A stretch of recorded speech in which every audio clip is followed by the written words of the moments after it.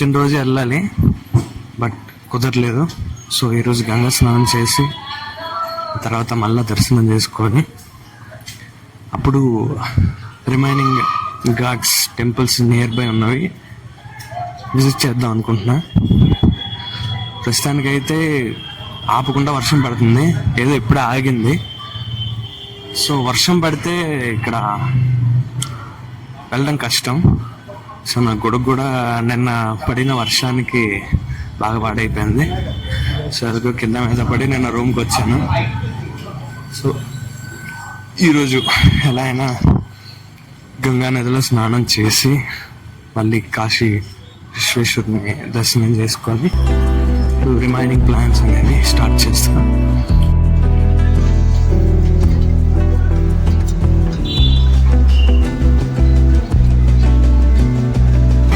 So మొత్తానికి ఈరోజు Uber Rapido book అవ్వట్లేదు నా లొకేషన్ నుంచి. సో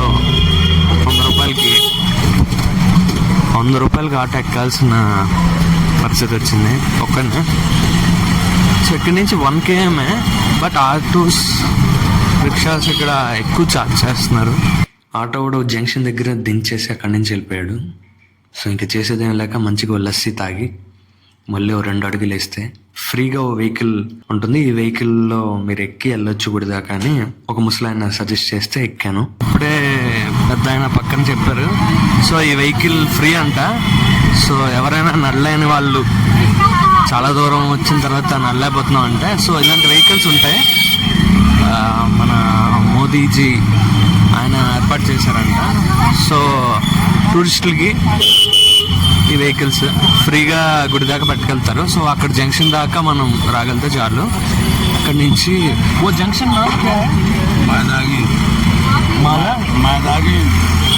మాదాగిన్ జంక్షన్ అంట. సో అక్కడ దాకా మా ట్రాన్స్పోర్ట్ వెహికల్ ఏదో ఒకటి చూస్ చేసుకొని వస్తే అక్కడి నుంచి ఈ వెహికల్స్ ఉన్నాయి. సో ఇవి ఫ్రీగా కాశీ విశ్వనాథ్ టెంపుల్ దాకా పట్టుకెళ్తారు. సో ఎవరైనా కొత్తగా వస్తే ఇన్ఫర్మేషన్ యూజ్ అవుతుంది అనుకుంటున్నా. Kashi Vishwanath main entrance gate దగ్గరికి అయితే వచ్చేసాం. సో ఇందాక నేను చెప్పిన ఫ్రీ టూరిస్ట్ వెహికల్ ఇదే. ఫస్ట్ ఇప్పుడు గంగా స్నానం చేయడానికి బయలుదేరుతున్నా. ఇక్కడ నుంచి తక్కువ డిస్టెన్సే. సో బై వాక్ వెళ్తున్నా. తర్వాత కాశీ విశ్వనాథ్ టెంపుల్ దర్శనం మళ్ళీ రెండోసారి చేసుకోబోతున్నా.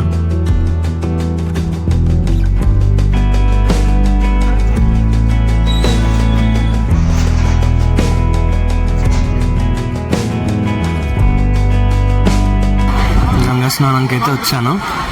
సో ఇక్కడ చాలామంది గంగా స్నానం చేస్తున్నారు. ఇంకా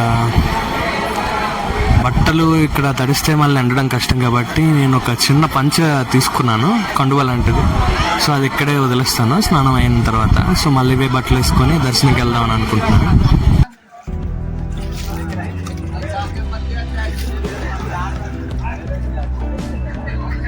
चार्ज नहीं कर पा रहे, कैसे शूट के लिए इतना लेट उठे, रात में सुंदर फोन कर फोन नहीं किए कर ले।